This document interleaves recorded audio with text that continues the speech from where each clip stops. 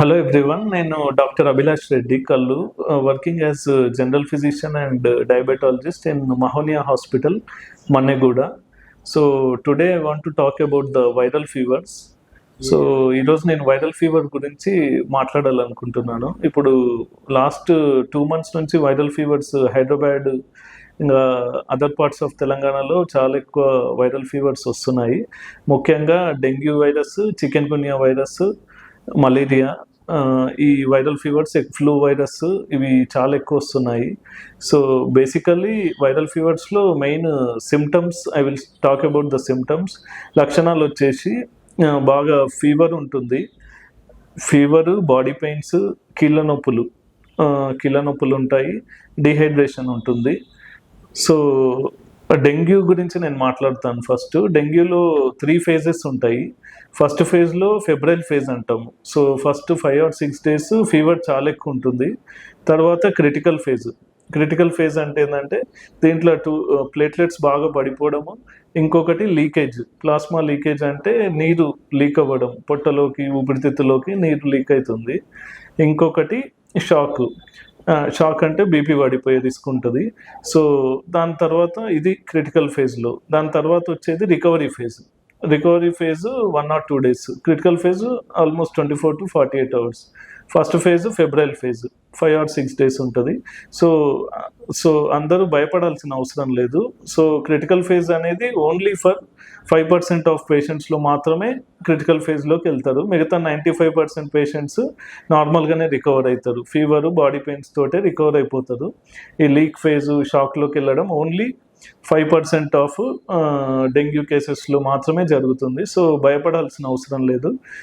Main treatment వచ్చేసి మనకు మామూలు బేసిక్ ఒక యాంటీబయాటిక్, బాగా వాటర్ తీసుకోవాలి, రెస్ట్ తీసుకోవాలి. సో ఎంత ఎక్కువ రెస్ట్ తీసుకుంటే అంత తొందరగా రికవర్ కావడానికి అవకాశం ఉంటుంది. అడ్మిషన్ ఎప్పుడు అవసరము అంటే రక్తస్రావం అంటే మనకు నోట్లో నుంచి రక్తం కావడం, లేదా మోషన్ బ్లాక్ రావడము, లేదా బాడీ పైన ర్యాషెస్ రావడము, ఇవి డేంజర్ సైన్స్ అన్నమాట డెంగ్యూలో.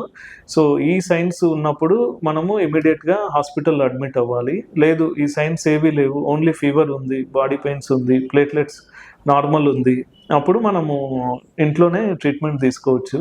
సో డెంగ్యూ రాకుండా తీసుకోవాల్సిన జాగ్రత్తలు ఏంటి అంటే, ఒకటి మస్కిటో నెట్ యూజ్ చేయాలి, ఇంకొకటి అత్యవసరం అయితే తప్ప ఈ ఎన్విరాన్మెంట్లో బయటికి వెళ్ళకపోతేనే మంచిది, ఇంకొకటి ఇంటి చుట్టుపక్కల వాటర్ నిల్వ లేకుండా చూసుకోవాలి, ఓడోమాస్ యూజ్ చేయొచ్చు, ఇంకొకటి గోరువెచ్చని నీళ్ళు తాగితే బెటర్, వామ్ వాటర్, చల్లటి నీళ్ళు అవాయిడ్ చేస్తే బెటరు ఈ సీజన్లో. ఇంకొకటి ఫుల్లీ కవర్డ్ క్లోతింగ్ వేసుకోవాలి.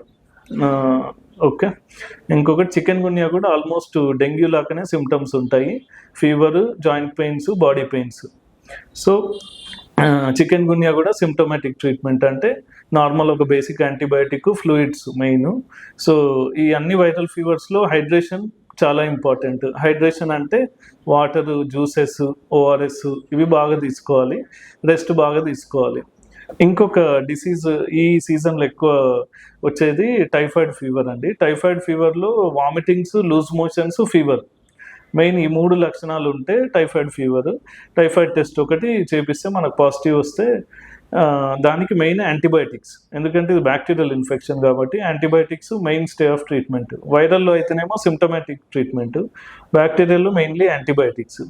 ఒకవేళ మరీ తక్కువ ఉంది, బీపీ తగ్గుతుంది, బిలో 90 వస్తుంది, సిస్టోలిక్ బ్లడ్ ప్రెషర్ లేదా డయాస్టోలిక్ <60 వస్తుంది అంటే అప్పుడే అడ్మిషన్ అవసరం. టైఫాయిడ్ అయినా దానికి కూడా ఇంటి దగ్గరనే మందులు తీసుకోవచ్చు, యాంటీబయాటిక్స్ తీసుకోవచ్చు, ఫ్లూయిడ్స్ తీసుకోవాలి, ORS and other fruit juices, fluids, normal water, ఇవి బాగా తీసుకోవాలి. Okay, thank you.